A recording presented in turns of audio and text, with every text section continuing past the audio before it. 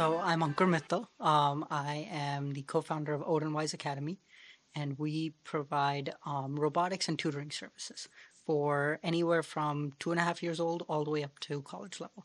Love it. What got you started into this business, and have you always had a passion for this type of industry? Sure. So I've always had a passion for robotics. I actually participated in robotics when I was in fifth grade. Wow. And that's how I decided I wanted to become an engineer.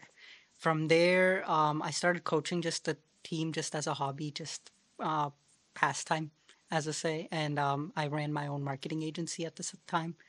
And as I started growing that during COVID, I stopped because, well, obvious reasons. Yes. Robotics is a more hands-on approach, and doing that during COVID didn't make much sense. Yeah. After COVID was dying off, I started getting requests of, "Do you still teach robotics?" And one day I was sitting with my, at that time, fiance's dad, and I was telling him, I was like, "I'm getting all of these requests from just people, and I don't teach robotics anymore. Like, stop messaging me. Yeah. I have a different thing that I'm doing." Yeah. And he looks at me and he's like, "Are you stupid?" And I'm just Just like confused. that. Yep. And he's like, "People are asking you to work with you, and you're saying no to them." And about a week later, we're like, "Okay, let's try our own team, not working for somebody else, running somebody else's team." Yeah. And that was 2.5 years ago.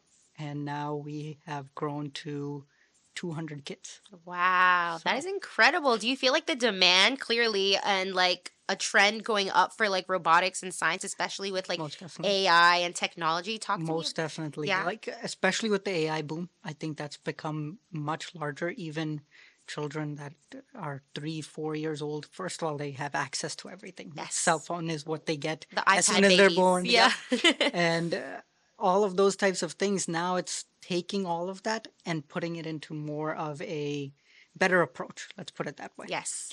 So I think it's definitely in demand.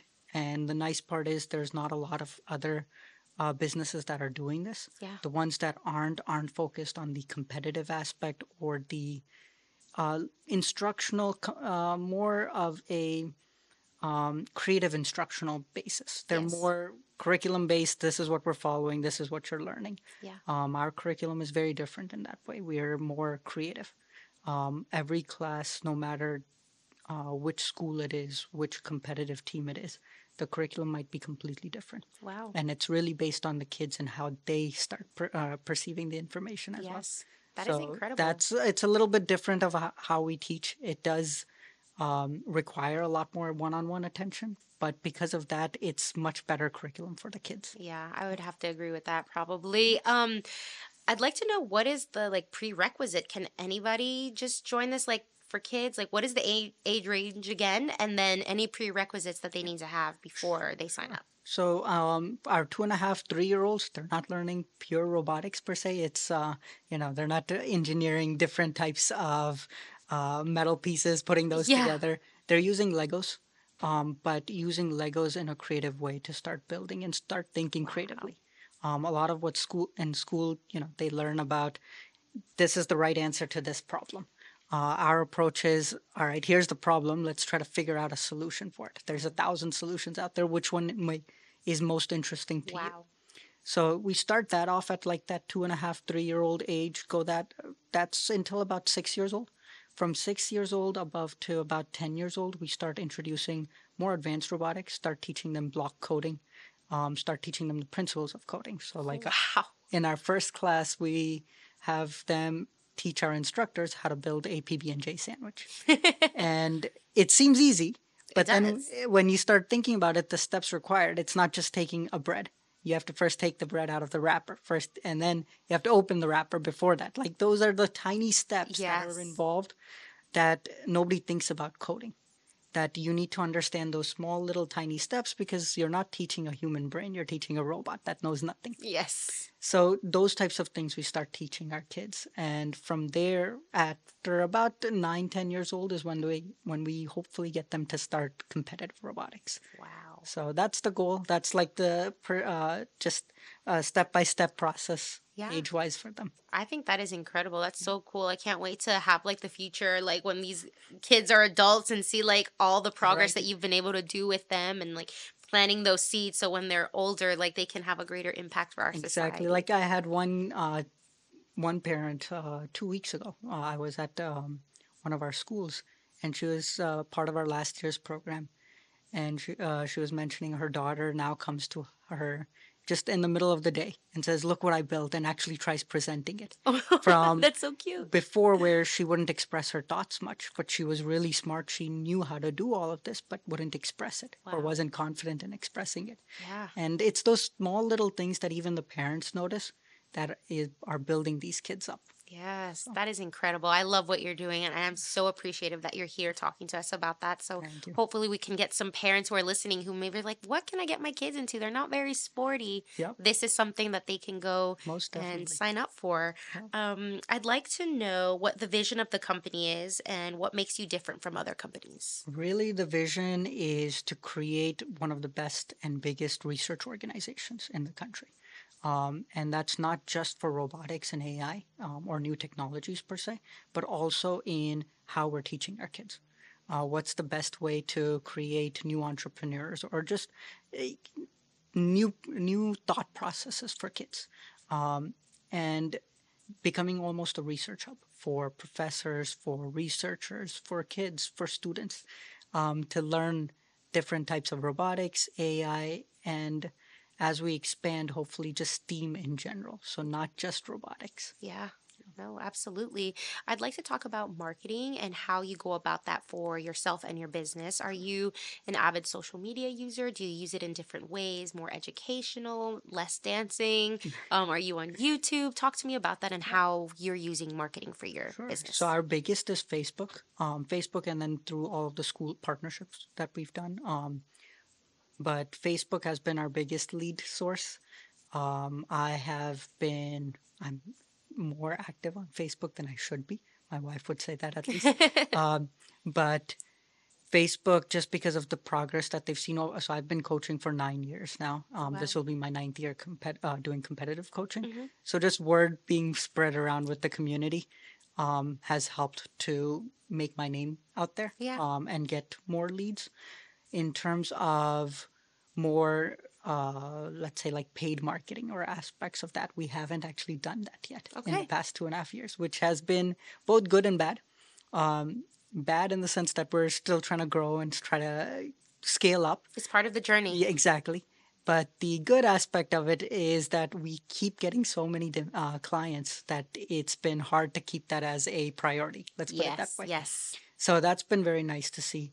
Is that just self marketing and our product itself has been being referred so much that we're getting enough demand. No, I'm happy. I love that. I love knowing and you telling me this that there's interest in like young kids wanting to pursue this or their Yep. parents wanting them to pursue that. That's exciting. It is. It really is. And it's good to see that even parents understand that this type of teaching, it's not like a short game, it's a long game. Hmm. It's not something that within 3 months they're going to start seeing an engineer out of them. It takes time and it's a slow procession of how the kids grow as well. Yeah, and the fact that you see 2 to 3 year olds, like Oh, I yeah. did not even know it was that young. So that's Yes. incredible that the mind starts absorbing everything like a sponge at those Oh, yeah. ages. Last week I was at one of our schools down in Woodbridge, Hmm. and we were working with 3-year-olds at that time, and they didn't know what boats and submarines were. So we were teaching them more on an ocean themed. This year, our entire theme is everything based around the oceans and Yeah. deep water. So we were teaching them the differences between boats and submarines. One floats, one doesn't, one's underwater, that type of stuff. At the end of class, they were what they had built out of Legos was an entire One had built an entire submarine, one built a boat, and then another built the entire ocean, and they were playing with it. And Stop that's what it. they were presenting.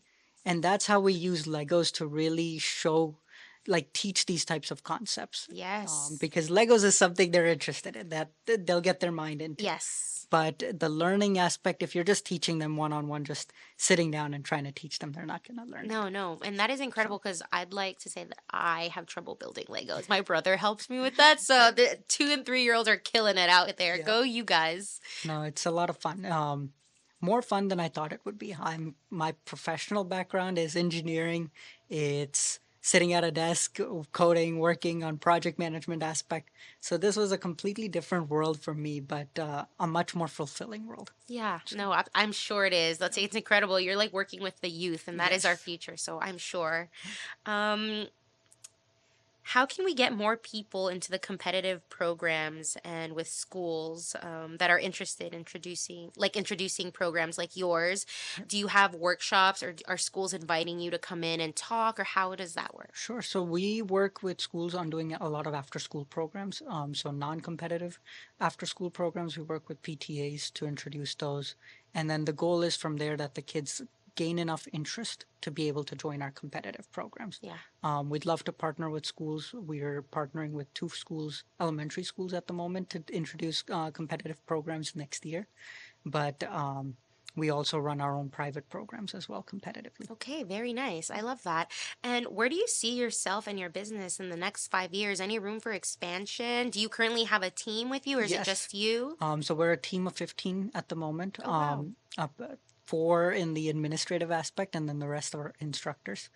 The goal would be really to scale within at least the East Coast. Um, our hard number that we have for the next 5 years is 5,000 kids I'm in rooting our for you. program. Thank you. Yeah. And to be across the nation, really. Yeah, no, that is incredible. I wish you guys luck, and I know you will be able to because, again, everything is like booming. There's Yes. interest. The numbers I feel like are probably there. It's Right. just a matter of being able to like find the locations and Yes. implementing more people to work with. Exactly. The hardest part I'd say with scaling is the instructors, finding qualified instructors, passionate instructors.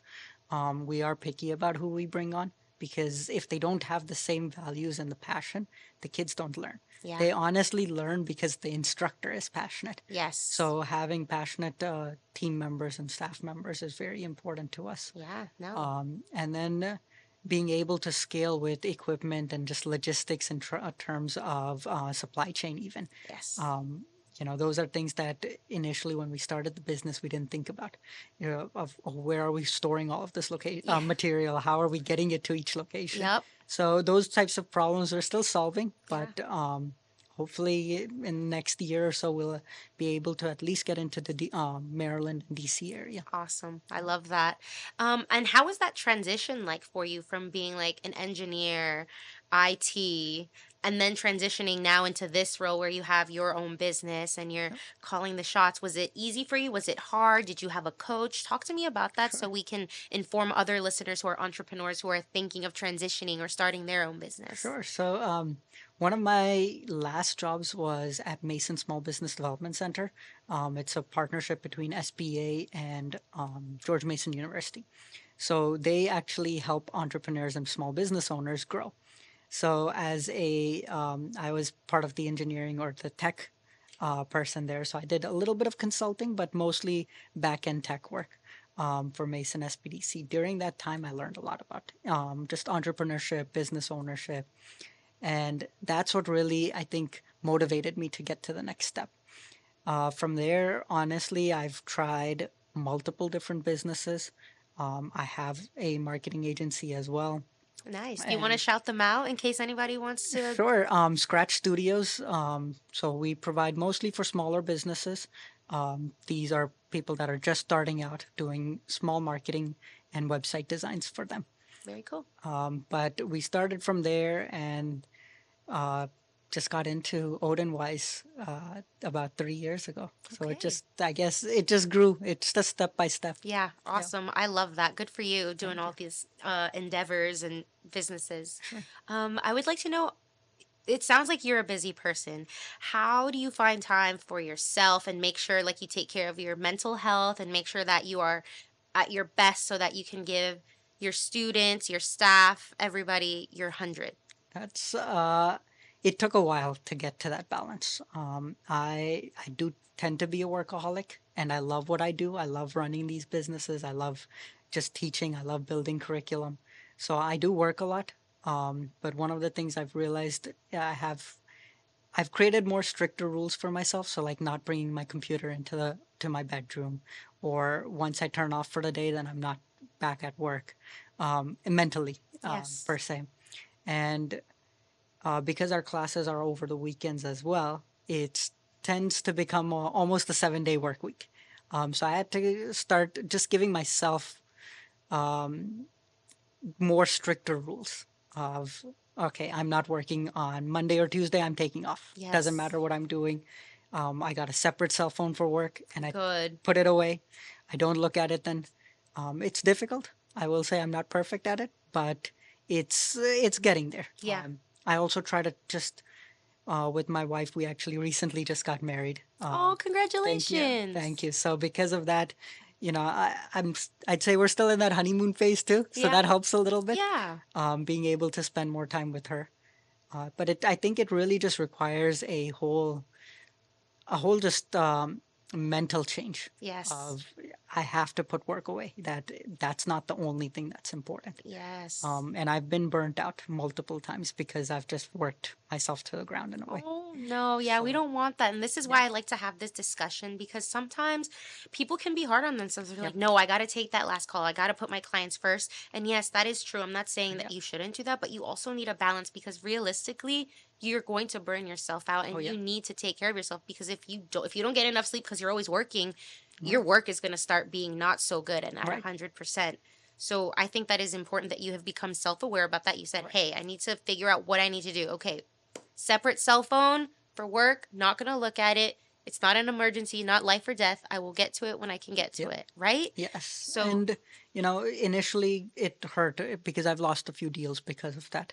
Parents, a couple of times, well, you didn't respond, so we went to mm, someone else. yeah, And it hurts, but I've also realized there's enough business around that it's not going to kill me. that's right. And it's not going to, at the end of the day, my personal health is just as important. Yes, amen to So, that. So important. I love talking about this because, again, I think entrepreneurs need to hear this and maybe they aren't aware how other people are working and they're doing it a certain way and maybe hearing this from other people who are making an impact in the community will inspire them to put their mental health first as well too because they matter, you matter. exactly. And I learned it from others as well. See? Like other business owners who told me the same thing is, you have to give yourself a break. If you Absolutely. can't, then you're not going to be able to keep running your business. Exactly. I'm So, glad we're on the same page yeah, there. Yeah. And when you are setting boundaries for yourself, what is it that you like to do? What inspires you? What keeps you motivated? Talk to me about that. sure. So I'm a big car person. I think that's my biggest hobby. So watching F1, things like that is Nice. what I do in a way to just give my brain some rest. Yeah. I think the biggest, with my job especially, I always like saying business owners and CEOs, their job role is two things. One, the strategy on how to keep growing the business. And then the second is just keep solving problems. Yeah. That's it. And with being able to solve problems creatively, I have to have a fresh mind to it. So with that, I try to do whatever's my hobbies are. So outdoor activities, especially because my job is more of an indoor Indoor. aspect. So I like to go outside. I like biking, having fun with my cars, or just even going out for a hike. Yeah. Especially with my wife, we like to travel. So like kayaking, things like that, we Love like to it. do. No, I think that's great. Do you like to like build the cars too, like the ins and outs, or are you more just like collecting it or Oh no, I like fixing them, building them, that type of stuff. That I'm more interested with, yeah. and it keeps, I guess, my engineering I aspect was of gonna my brain say. still alive. Yeah, I was gonna say he's an Yeah, engineer, so that was kind of a dumb question for me to ask. Sorry, but yeah, building it, of course.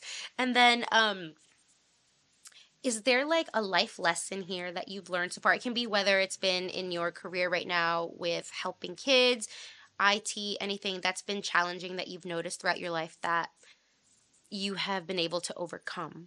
sure. I've fallen a lot in the business. I mean, there's a lot of ups and downs in the business.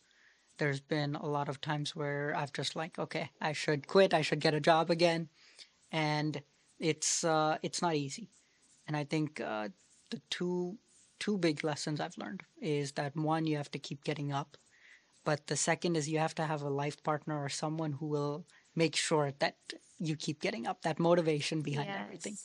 And I think my wife's been a big part of that. Is she's been one of my biggest supporters of just anytime something has happened and I'm like, I don't want to do this anymore. And she's like, no, if you do something else, you're gonna hate it. So it's better that we solve this, and everything's solvable. Yes.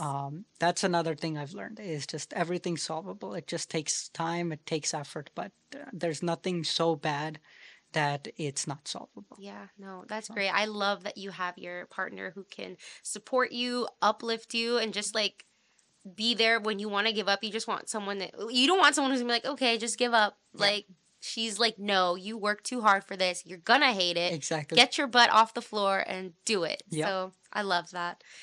Is there anything that I have not touched on that you would like to share with our listeners in regards to yourself or your business? Um, I guess the biggest thing, one of the things is that I want to get our brand out more. There's a lot of people that just come to us and they're like, "Oh, we didn't even know there's a company out there like you." And I think that's been one of our big things for 2025 is just getting ourselves out there a little bit more. So if you're interested in robotics, any type of STEAM activities, extracurricular activities for not just your kids but even for adults, reach out. I'd love to talk about that.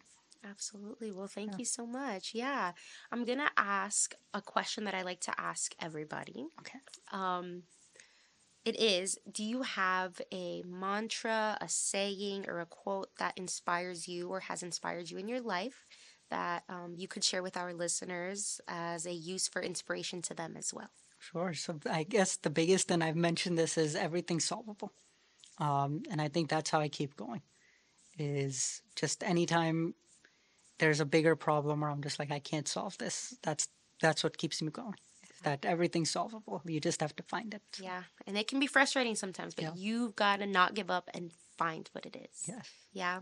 And where can people check you out one more time for on Instagram, Definitely. YouTube? YouTube, Facebook, Odin Wise Academy, or odinwise.com. All our different links that we can go to. Perfect. Well, thank you so much for being here today. It was an honor Definitely. to have you as a guest and get to learn about Thank you. you. Yeah, thank you.